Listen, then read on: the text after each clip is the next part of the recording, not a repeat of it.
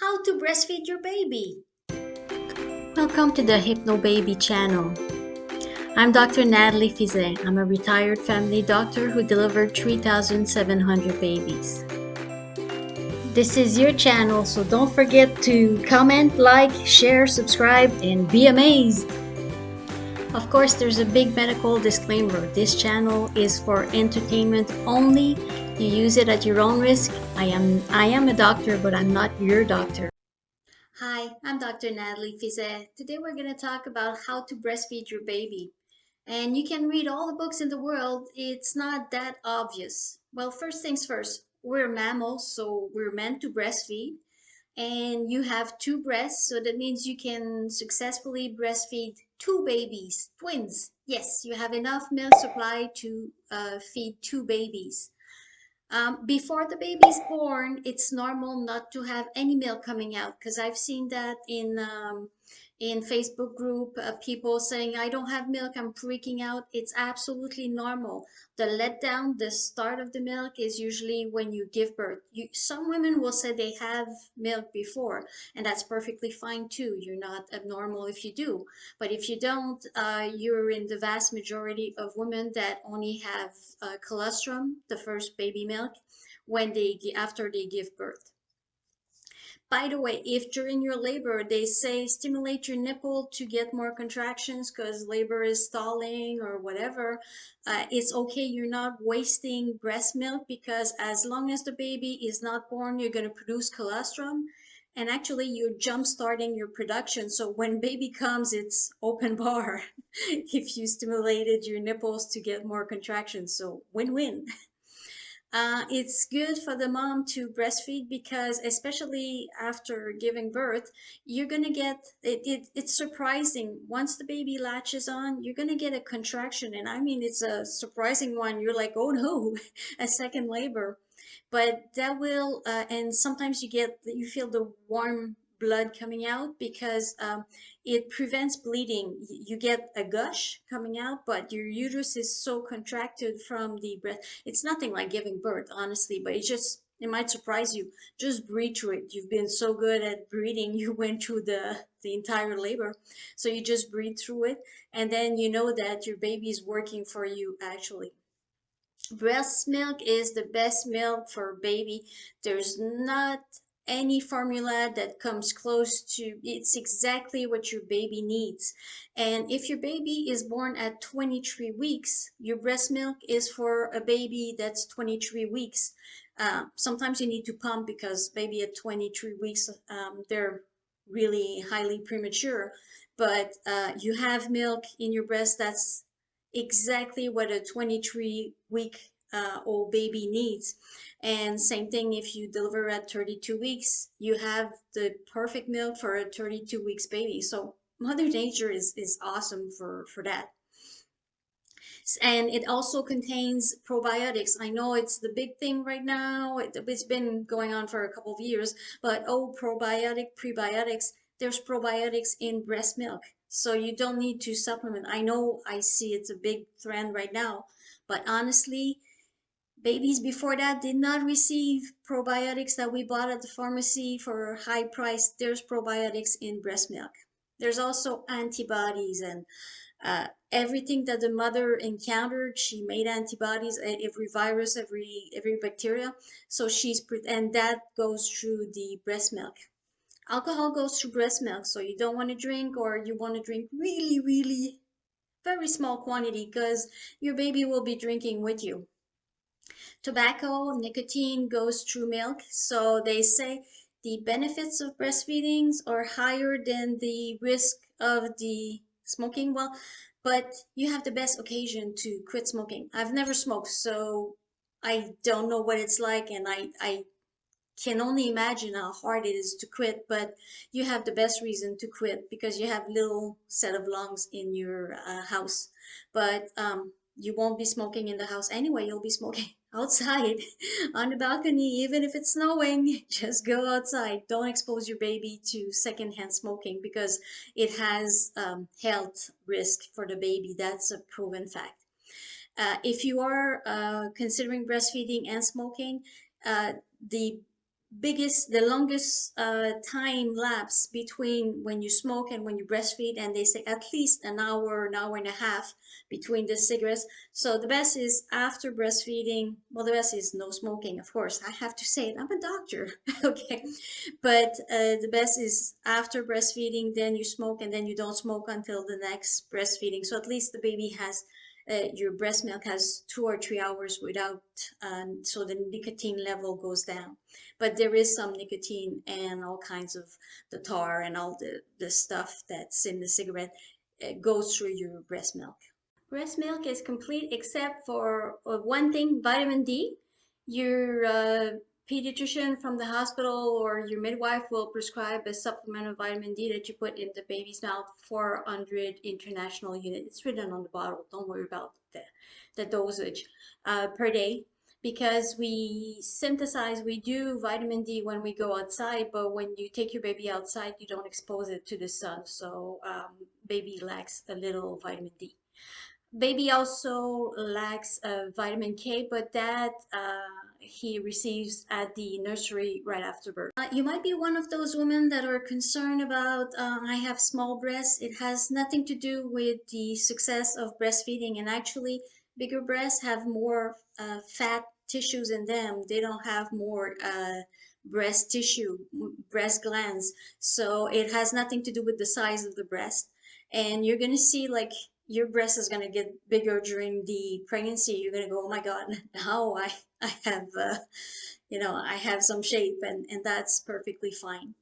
So the sometimes if women had breast reduction, it depends how much tissue they breast tissue they removed, and no surgeon can tell you like I removed 10% or 50%. They don't really know. Okay, they know how much like the weight of it, but how much was breast tissue, how much was fat, they cannot tell you this. The best way to know if you can still successfully breastfeed is to give it at least 1 week, okay? Because your milk production will get established after 1 week. So don't just give one time of breastfeeding and saying, okay, well, it didn't work, I don't have enough milk because of my breast reduction. You have to give it a week. Make sure your baby's well hydrated though. A way to know that your baby is well fed and well hydrated, is receiving enough milk, is by checking the diapers. I know new diapers are really absorbent, so you have to stick your nose in it. That's fine. Newborn is at least 3 diapers in 24 hours, and after that, it's 6 diapers, 6 to 8 diapers per 24 hours. That's a well hydrated baby. Also, if your baby has saliva and tears, that is a good sign that baby's receiving enough hydration from your milk. Baby does not need to drink water, or especially glucose water is a bad habit to start. Unless it's prescribed by the doctor at the hospital, the sugar was low and they need. But the best is always to present breast milk to the baby. That's the first um, food that it needs, the nutrients, and it has everything in there. It also contains, like, breast milk is full of water, so baby does not need to drink water in between, unless like your baby is way older, like 9 months, and it's summer and it's very hot. Yeah, little water between feedings is fine, no problem. But as a newborn baby and in the first months, nah, you don't need that. You have to know that if you're pumping breast milk, it's not homogenized, like mixed, like the one we buy at the store. So the fat separates from the rest, and it looks like milk that's gone sour. If you put it in your fridge, you're going to see that the fat is going to separate. So tell your partner and anybody that lives in the house, the milk is not bad. You just have to shake it, because that's what they do before they sell it to us. Is shake. They do way more, but to shake it. Breast milk in the fridge can stay for 24, 48 hours. In the freezer, if you have a lot of milk, at one point you're producing a lot, and or you're going back to work, or you're going out after babies like 5 or 6 months, and you want to freeze milk, you can use the little bags that you put in the bottle. and then you put a garbage tie and you write with a Sharpie the date on it. It's good up to 6 months when it's frozen. Again, when you tie it, you have to shake it to re-give it the consistency. The one thing is to you don't need to prepare your breast. I've seen that in books saying use the loofah and scratch your nipples. You're just gonna scratch your nipple. You're gonna have sore breasts even before the baby starts. So that's a bad idea. Or using a toothbrush. I've seen that too. I don't see the point. It's a skin that's been in your t-shirt hidden. It's a delicate skin more than our hands, which is like exposed and we touch it. So the breast is really tender skin. So yes, it might be rough on your breast to have a baby pump. Make sure you have good latching. That's the most essential part. If your baby is latched and then pulls back his head, let's say he has a burp or anything, pulls back the head and pulls your nipple out, you might get bleeding. You might, so always hold the head of the baby gently, of course, and undo the suction. Okay, you don't want to pull the nipple. So the easiest, always keep a clean finger, short fingernail, no nail polish, nothing, and then you go inside the baby's cheek and you just slide your finger and you undo the suction, and then the baby will, and then you can relatch the baby and on the side.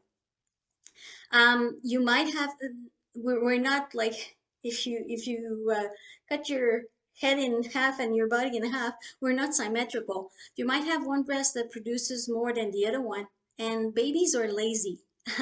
That's a big revelation right there. You're gonna understand what I say when your child is a teenager. I didn't say that, but I did.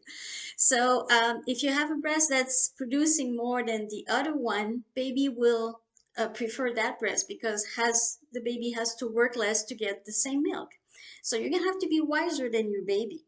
So there's many position you can use. You can use the classical, like they call it the Madonna, which is like holding your baby like this in your arms, or the football is you put the baby like a when you carry a football. Okay, so let's say the my and I'm opposite because you're seeing a movie, but let's say my right breast here is producing more than my left breast. So always start with the breast that produces less because baby's more hungry to begin with. So we'll have a better suction, will stimulate more the breast, and your breast will produce more the one that usually doesn't produce as much. So let's say you used to do the Madonna, your baby is used to the and loves the right breast, and he's used to having the breast on this side of the cheeks. So to fool your baby, and that worked. Yeah, I must admit, I'm an asymmetrical person. So you just hold your baby football on the other side.